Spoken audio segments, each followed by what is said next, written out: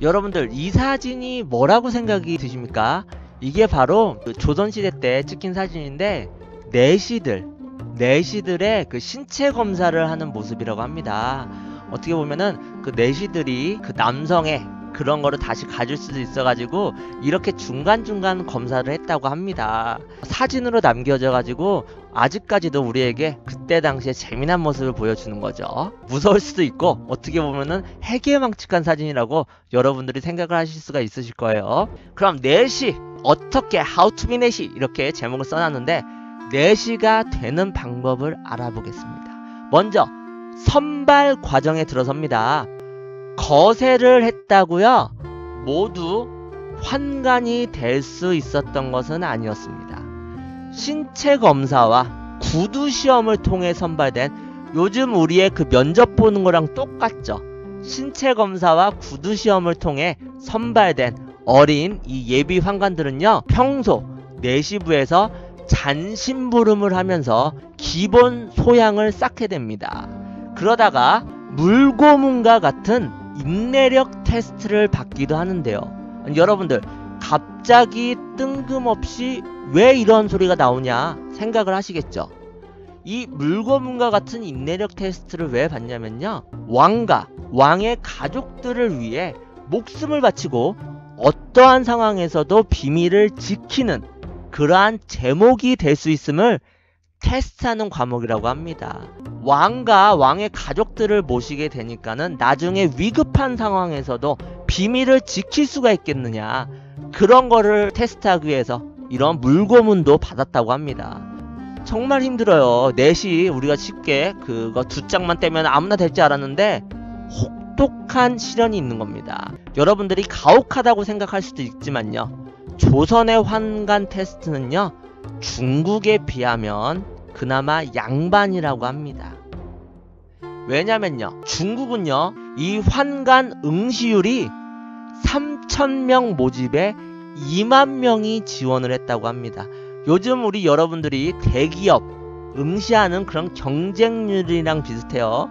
떨어진 85%의 지원자들은 거세를 하고도 진짜 내가 내시로서 성공을 거두겠다, 그 입신양면의 그 생각을 가지고 거세를 했으나 85%의 지원자들은 환관으로 살아갈 수 없었던 것입니다. 이 환관 응시를 했다가 떨어진 사람들이 그럴 줄 알았으면 자르지 않는 건데 라는 생각을 하겠죠. 참 이때 당시에 그 내시 되기도 힘든 세상이었습니다. 이렇게 혹독한 선발 과정을 거쳐서 최종 합격을 기다리는 남은 어린 환관은 약 90명 정도로 추스려졌다고 합니다. 이 선발된 어린 환관들은요 이후 전문적인 교육을 받게 되는데 여기서도 참 머리가 아픕니다. 학식이 없으면 왕을 잘 보좌할 수 없다는 이유로 성리학 공부를 많이 시켰다고 합니다. 우리가 알고 있던 거세만 하면 무조건 내시가 되는 게 아니었어요. 거세를 했어도 학문까지도 닦아야 했던 거죠. 그러니까 우리 여러분들, 우리가 최종 면접 통과했어도 그 연락 기다리면서 또 계속 토익 책을 손에서 못 대는 거랑 똑같은 겁니다. 참 너무나 슬프지 아니할 수가 없습니다. 참고로요, 환관들에게서는 마늘을 먹어서는 안 된다 라는 금기사항이 있었다고 합니다. 이 왕과 고위 대신들의 그 명령을 전달하는 데 있어서 입냄새를 막고자 함도 있었지만 마늘을 먹으면 양기를 돋는다고 생각했기 때문입니다. 여러분들, 마늘이 남자에게 좋다는 사실 요즘도 증명된 사실이죠. 이 내시들도, 이 환관들도 인턴부터 시작을 합니다. 조선시대 어린 환관으로 지내는 수습기간은 대략 10년 정도였다고 해요. 입궁에서 10년이 지나야 정식 환관이 될 수 있었는데, 그러니까 요즘으로 치면은 인턴에서 정직원까지 10년이라는 세월이 걸리는 거예요. 진짜 할 맛 안 나죠. 그리고 10년이란 그 인턴 기간이 끝나면요 다시 신체 검사를 시행했다고 합니다. 간혹 가짜 환관이 있거나 그 남성성이 다시 돌아올 경우도 있었기 때문이라고 하는데요, 만약 이때 수염이 있거나 거세하지 않은 게 발각된다면 바로 퇴출이었다고 해요. 10년 동안의 수련이 도로 아미타불이 되어버리는 거죠. 예, 조선시대 내시들은요, 왕의 침실을 지키는 그 붙박이 환관만이 국내에서 생활을 했을 뿐 기본적으로 모두 출퇴근을 했다고 해요. 그 궁에서만 생활을 해야 했던 궁녀들과는 틀린 모습이죠. 출퇴근 직종이었던 겁니다. 그리고 조선시대 내시 환관들은 월급을 받았다고 해요. 일단 그 말단 환관의 월급은요, 현재의 가치로 약 20만원 정도라고 해요. 그래서 말단 궁녀와 비슷했지만요, 궁녀는 먹고 자고 입는 것을 궁에서 해결했기 때문에 이 환관들의 생활이 결코 궁녀보다 나았다고 보기는 어려웠다고 해요. 하지만요, 가장 높은 위치인 그 상선이 될 경우에 월급은 현재 돈 70만원 정도였고요, 웬만한 고위관료보다 더 많이 받았다고 합니다. 정말 직장 생활하다가 더러운 꼴 보기 싫으면은 승진을 해야 됩니다. 하지만 승진을 하기 위해선 시험을 봐야 되잖아요. 역시나 환관들도요, 권력을 잡고 높은 위치에 올라서기 위해 승진을 하기 위해서 기본적으로 시험을 봤는데, 이 시험 과목은 주로 논어, 맹자, 중용, 대학의 사서와 같은 유교 경전이었다고 해요. 그러니까 이 내시들도 정말 공부를 어마무시하게 해야 되는 거예요, 승진을 하려면. 우리 여러분들도 뭐 대기업 들어갔다 이렇게 안심을 하셔도 안 됩니다. 왜냐면은 밑에서 치고 올라오니까는 끝까지 영어 공부 계속하고 뭐 외국어 공부 계속하잖아요. 그거와 정말 똑같은 거예요. 예, 그리고 이렇게 시험을 통해 가지고요, 상중하로 점수를 매겼는데, 이때 좋은 점수를 받으면 그만큼 그 품계도 빠르게 올라갔지만, 시험 점수가 나쁘면 궁에서 퇴출되기도 했다고 합니다. 아니, 그것 자른 것도 억울하고 10년 동안 해가지고 쥐꼬리만한 월급 받으면서 환관을 내시를 했는데 시험에서 성적이 나쁘면 쫓겨나게 돼요. 예나 지금이나 이렇게 승진 시험의 고충은 매한가지라는 생각이 듭니다. 조선 내시부의 최고 관직은요, 내시부의 최고 수장이자 왕의 수라상을 책임지는 상선이었다고 합니다. 그러니까 우리 여러분들이 약간 헷갈리시는 경우가 있으실 거예요. 이 영화 왕의 남자에서도요, 연상군이 자신의 주위에 늘 붙어다니는 이 늙은 내시를 상선아 하고 부르는 것을 기억하실 겁니다. 여기서 상선은요, 사람의 이름이 아니라 바로 쥐기 이름이었던 겁니다. 저도 이게 상선아 이렇게 부르기에 그 내시의 이름이 상선인지 알았는데, 상선이 사람의 이름이 아니라 그 내시부의 최고 책임자, 왕의 수라상을 책임지는 상선이라는 직책의 이름이었던 겁니다. 왕이 먹는 음식은 왕의 안위와 직결이 되기 때문에 왕께서 식사를 하시기 전에 검사를 하는 거죠. 수라를 책임지는 상선은 권례에서 가장 중요한 직책이었던 것입니다. 그리고 이 상선이 되면 환관의 최고 품계인 종 2품을 받았는데요, 오늘날의 공무원으로 치면은 차관급에 해당된다고 합니다. 그쵸, 뚱이님 말씀대로 이 상선 위치에 올라간 내시를 역모를 꾸미는 사람이 살살 깨득여서 독을 탈 수도 있는 거예요. 그러니까 이 상선이라는 위치가 정말 왕의 신임을 받고 왕의 목숨을 좌지우지하는 정말 중요한 위치라고 생각이 듭니다. 여러분들, 군생활이나 직장생활에서 고생 안하고 월급을 꼬박꼬박 받아가는 직책들이 보이실 겁니다. 일명 우리가 꽃보직이라고 부르죠. 역시나 내시의 세계에서도 방금 말씀드린 상선보다 더 선망의 자리가 있었습니다. 바로 대전환관이라고 합니다. 이 대전환관은요, 왕의 명령을 승정원에 전하고 또 승정원에서 왕에게 전할 일이 있으면 무조건 이 대전환관을 통해야만 했다고 합니다. 그러니까 왕의 수족으로서 왕의 입과 귀가 되는 곳이라 가장 빠른 정보통이면서 권력의 핵심에 있던 자리였던 거죠. 정말 꽃보직이죠. 왜냐면 보세요. 이 왕의 명령을 신하들과 이 전달하는 이 대전황관이 글자 하나만 틀리게 말해봐요.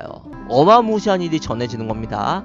이러한 그 중요한 지위에 있었기 때문에 벼슬도 종사품에 불과했지만요, 조정 고위 관료들도 함부로 대할 수가 없었고, 중요한 정보들을 빼내기 위해 암암리에 상당한 뇌물을 쥐어줬던 것이에요. 당시 이 환관들의 재력 수준이 어떠했을까 궁금하시죠? 내시들의 재력 수준이요.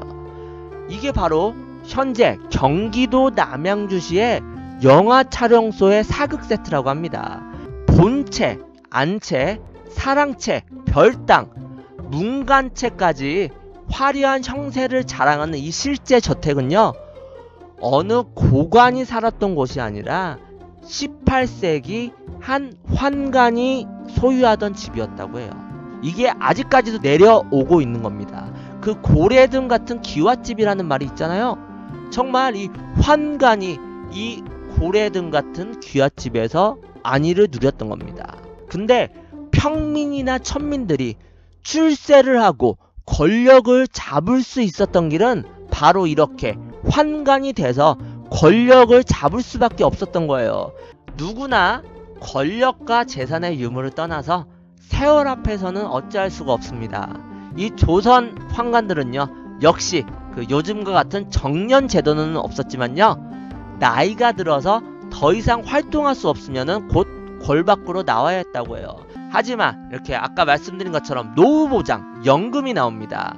이 환관들이 퇴직을 하면요, 국가에선 지금 우리나라 돈으로 30만원, 쌀 12말 정도의 노후연금과 여생을 보낼 집을 따로 마련까지도 해주었다고 해요. 노후보장은 나름 충분했던 거죠. 공무원 연금을 받는 거예요, 요즘 시대로 따지면. 자, 여러분들, 직장 내에서 연애가 가능할까요? 이 조선시대의 내시들은요, 권례에서 절대 연애를 할 수 없었습니다. 하지만 어린 시절부터 이 궁궐에서 같이 지낸 궁녀와 친구 감정을 넘어서 그 애정관계로 발전하기도 했습니다. 이 세종대왕님 때 젊은 환관이 궁녀와 사통을 하다가 발각이 되어서 차명을 당하기도 했다고 합니다. 그리고요, 중국의 환관들은요, 상당수가 궁녀와 정분을 나눴다고 합니다. 제가 지금 내시와 궁녀들이 그렇고 그런 걸 했다고 말씀드렸는데, 이 대목을 듣고 의아해 하시는 분들이 계실 겁니다. 어떻게 그게 없는데 여자와 사통을 나눌 수 있을까? 이런 생각을 하실 겁니다. 과연 내시들은 성관계를 할 수 있었을까요? 없었을까요? 어릴 때 거세를 한 경우에는요, 남성 호르몬이 나오기 전이라 성기의 발육이 없어서 성관계가 불가능했다고 합니다. 하지만요, 다 커서 거세를 하거나 태어날 때부터 선천적 고자는요, 성관계가 가능했다고 합니다. 조선 말기에는 내시들의 문란한 성생활로 성병에 감염되었다는 내용까지도 있다고 해요. 내시 중에 이렇게 성기능이 되는 자가 있으면은 밤마다 궁녀들에게 불러 다녔다고 합니다. 그러니까 정말 그 인기가 많았던 남자가 되는 거였어요. 이 궁궐 내의 연애는요, 엄격하게 처벌하는 데 반해 조선의 환관들에게는 결혼이 허용되었습니다. 이때 환관들은요, 평민뿐만 아니라 사대부 가문의 규수들하고도 곧잘 결혼을 했다고 합니다. 왜냐면 이것도 그 라인과 큰 그림인데요, 이 환관이 늘 왕 곁에 있으니까는 이 환관과 우리 딸을 결혼시켜서 우리도 한번 권력에 한번 침투를 해보자, 그런 빅피처를 그린 높은 관리들이 많았던 거죠. 그 십상시의 모습인데, 손에 뭔가 십상시 내시잖아요. 이 도구를 들고 있어요. 과연 환관들의 부부 생활은 어찌했을까요? 그 이상으로 밤을 즐기는 방법을 알지, 이렇게 우명한 생각을 많이 하실 건데요. 조선의 환관은요, 중국의 환관들과는 달리 거세할 때 그 고환만을 제거했다고 말씀드렸잖아요. 성기는 그대로 두었기 때문에 성생활이 가능했던 것입니다. 물론 그 정상인에 비해 완전하지 못해서 발기력이 약하고 발기부전과 그런 현상이 잦았다고 합니다. 지금 우리 여러분들 남성 시청자분들 중에 이 발기력이 약하고 이렇게 발기부전 말씀드렸는데 뜨끔뜨끔 하시는 분 계실 거예요. 그러니까 운동하시고 반성하십시오.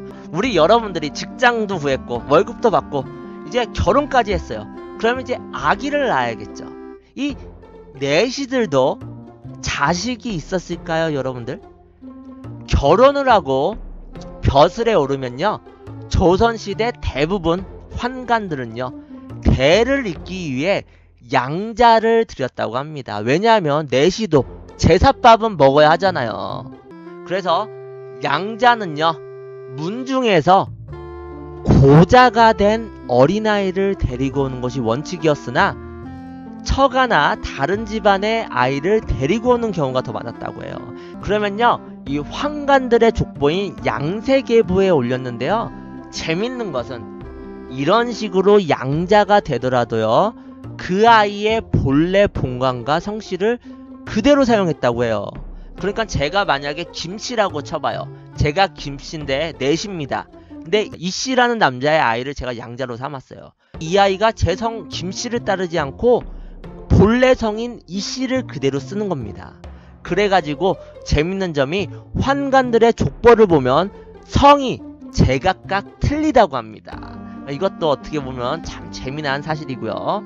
거세를 하게 되면 남성 호르몬 분비가 거의 중단이 됩니다. 왜냐면 고환이 남성 호르몬을 만드는 그 내분비 기관이잖아요.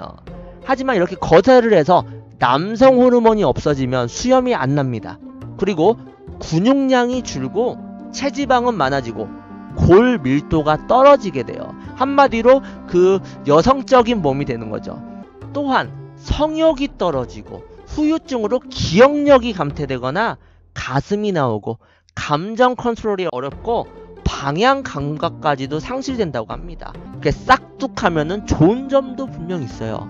바로 거세를 하게 되면요 여러분들 벽에 똥칠할 때까지도 살 수가 있습니다. 우리 여러분들이. 그러니까 한번 생각을 잘 해보세요. 조선시대의 평균 수정을 따져보면요 왕은 47살, 양반은 52세, 환관의 경우에 보통 70세를 살았다고 합니다. 그럼 그때 당시 수명에 비하면은 정말 어마무지하게 오래 산 거예요. 이 조선시대 환관 기경헌이라는 분인데요, 이분은요 101세까지 살았다고 합니다.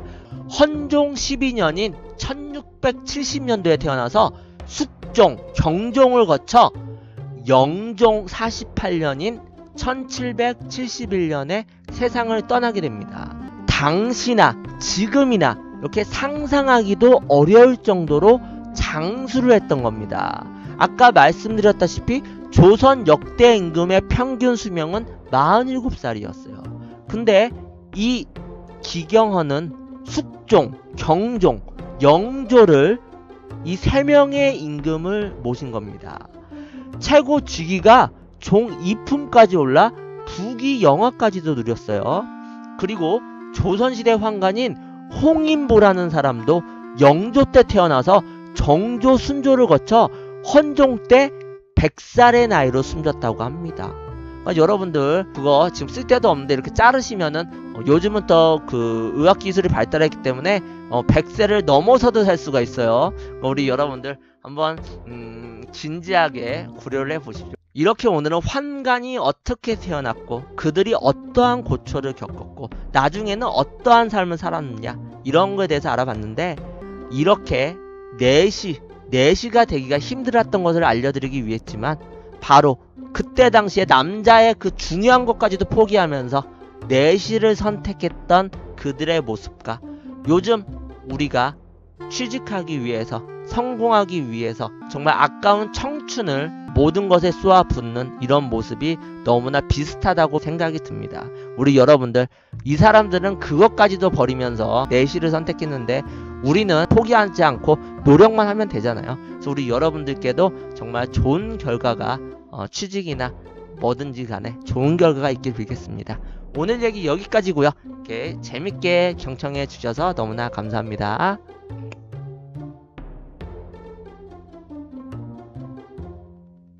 고위 관료들도 함부로 대할 수가 없었고 중요한 정보들을 빼내기 위해 암암리에 상당한 뇌물을 쥐어줬던 것이에요. 당시 이 환관들의 재력 수준이 어떠했을까 궁금하시죠? 내시들의 재력 수준이요.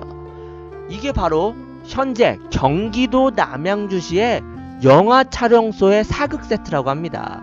본체, 안채, 사랑채, 별당, 문간채까지 화려한 형세를 자랑하는 이 실제 저택은요, 어느 고관이 살았던 곳이 아니라 18세기 한 환관이 소유하던 집이었다고 해요. 이게 아직까지도 내려오고 있는 겁니다. 그 고래등 같은 기와집이라는 말이 있잖아요. 정말 이 환관이 이 고래등 같은 귀화집에서 안위를 누렸던 겁니다.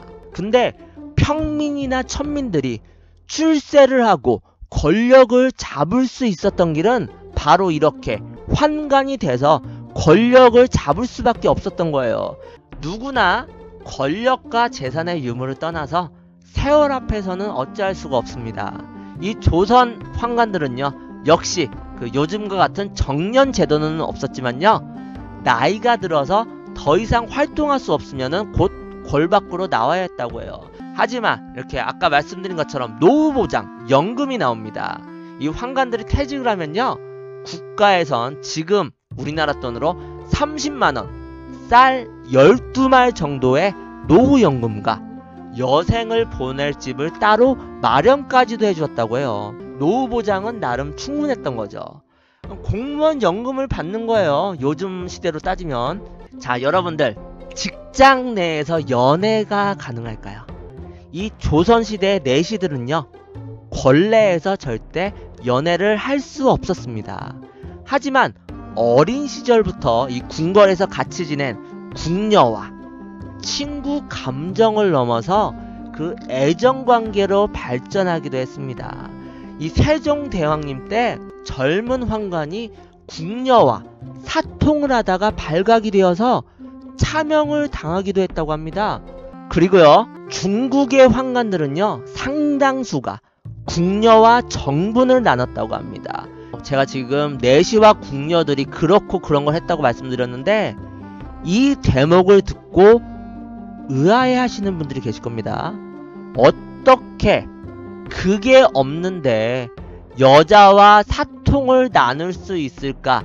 이런 생각을 하실 겁니다. 과연 내시들은 성관계를 할 수 있었을까요? 없었을까요? 어릴 때 거세를 한 경우에는요, 남성 호르몬이 나오기 전이라 성기의 발육이 없어서 성관계가 불가능했다고 합니다. 하지만요, 다 커서 거세를 하거나 태어날 때부터 선천적 고자는요, 성관계가 가능했다고 합니다. 조선 말기에는 내시들의 문란한 성생활로 성병에 감염되어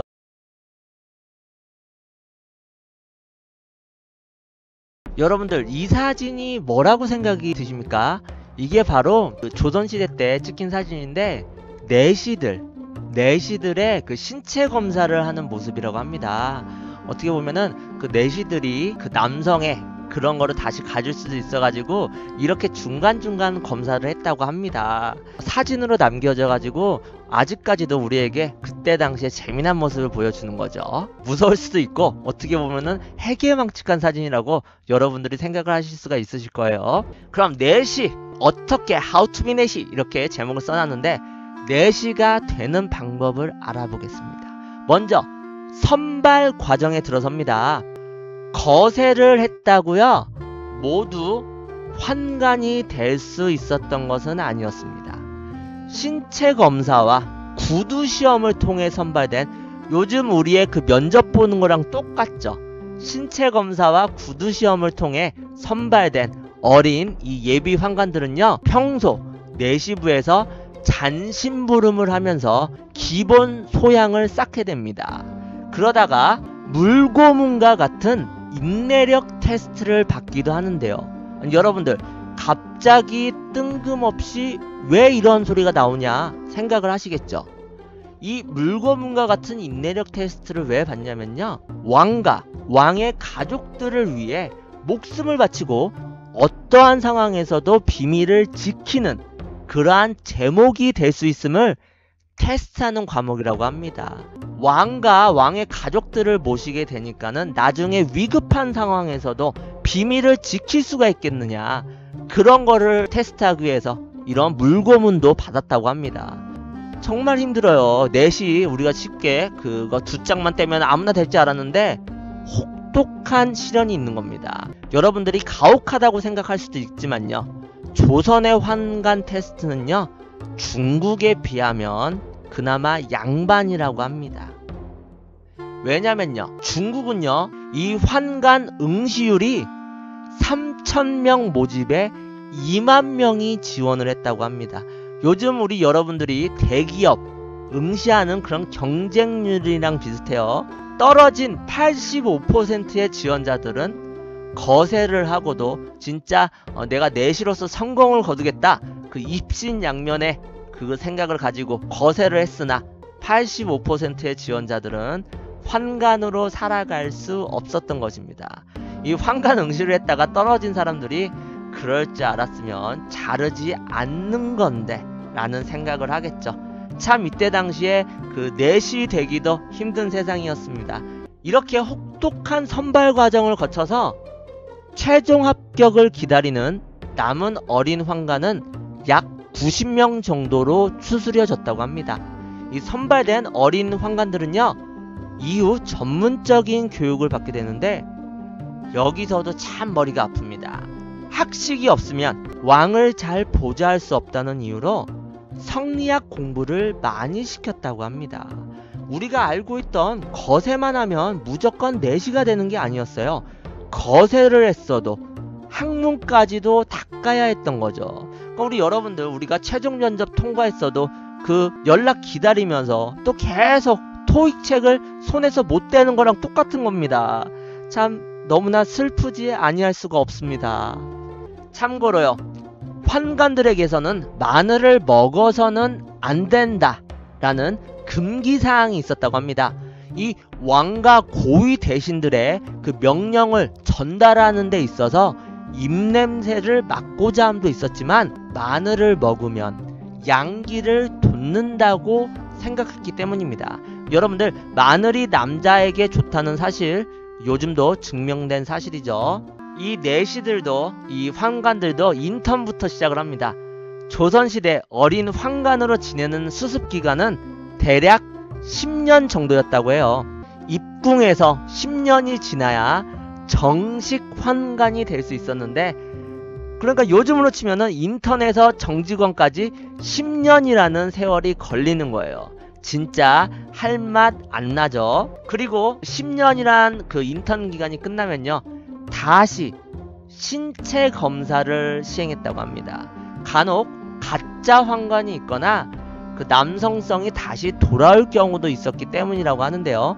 만약 이때 수염이 있거나 거세하지 않은 게 발각된다면 바로 퇴출이었다고 해요. 10년 동안의 수련이 도로 아미타불이 되어버리는 거죠. 예, 조선시대 내시들은요, 왕의 침실을 지키는 그 붙박이 환관만이 국내에서 생활을 했을 뿐 기본적으로 모두 출퇴근을 했다고 해요. 그 궁에서만 생활을 해야 했던 궁녀들과는 틀린 모습이죠. 출퇴근 직종이었던 겁니다. 그리고 조선시대 내시 환관들은 월급을 받았다고 해요. 일단 그 말단 환관의 월급은요, 현재의 가치로 약 20만원 정도라고 해요. 그래서 말단 궁녀와 비슷했지만요, 궁녀는 먹고 자고 입는 것을 궁에서 해결했기 때문에 이 환관들의 생활이 결코 궁녀보다 나았다고 보기는 어려웠다고 해요. 하지만요, 가장 높은 위치인 그 상선이 될 경우에 월급은 현재 돈 70만원 정도였고요. 웬만한 고위 관료보다 더 많이 받았다고 합니다. 정말 직장 생활하다가 더러운 꼴 보기 싫으면은 승진을 해야 됩니다. 하지만 승진을 하기 위해선 시험을 봐야 되잖아요. 역시나 환관들도요, 권력을 잡고 높은 위치에 올라서기 위해 승진을 하기 위해서 기본적으로 시험을 봤는데, 이 시험 과목은 주로 논어, 맹자, 중용, 대학의 사서와 같은 유교 경전이었다고 해요. 그러니까 이 내시들도 정말 공부를 어마무시하게 해야 되는 거예요, 승진을 하려면. 우리 여러분들도 뭐 대기업 들어갔다 이렇게 안심을 하셔도 안 됩니다. 왜냐면은 밑에서 치고 올라오니까는 끝까지 영어 공부 계속하고 뭐 외국어 공부 계속하잖아요. 그렇다는 내용까지도 있다고 해요. 내시 중에 이렇게 성기능이 되는 자가 있으면은 밤마다 궁녀들에게 불러다녔다고 합니다. 그러니까 정말 그 인기가 많았던 남자가 되는 거였어요. 이 궁궐내의 연애는요, 엄격하게 처벌하는 데 반해 조선의 환관들에게는 결혼이 허용되었습니다. 이때 환관들은요, 평민뿐만 아니라 사대부 가문의 규수들하고도 곧잘 결혼을 했다고 합니다. 왜냐면 이것도 그 라인과 큰 그림인데요, 이 환관이 늘 왕 곁에 있으니까는 이 환관과 우리 딸을 결혼시켜서 우리도 한번 권력에 한번 침투를 해보자, 그런 빅피처를 그린 높은 관리들이 많았던 거죠. 그 십상시의 모습인데 손에 뭔가, 십상시 내시잖아요, 이 도구를 들고 있어요. 과연 환관들의 부부 생활은 어찌했을까요? 그 이상으로 밤을 즐기는 방법을 알지, 이렇게 우명한 생각을 많이 하실 건데요. 조선의 환관은요, 중국의 환관들과는 달리 거세할 때 그 고환만을 제거했다고 말씀드렸잖아요. 성기는 그대로 두었기 때문에 성생활이 가능했던 것입니다. 물론 그 정상인에 비해 완전하지 못해서 발기력이 약하고 발기부전과 그런 현상이 잦았다고 합니다. 지금 우리 여러분들 남성 시청자분들 중에 이 발기력이 약하고 이렇게 발기부전 말씀드렸는데 뜨끔뜨끔 하시는 분 계실 거예요. 그러니까 운동하시고 반성하십시오. 우리 여러분들이 직장도 구했고 월급도 받고 이제 결혼까지 했어요. 그러면 이제 아기를 낳아야겠죠. 이 내시들도 자식이 있었을까요, 여러분들?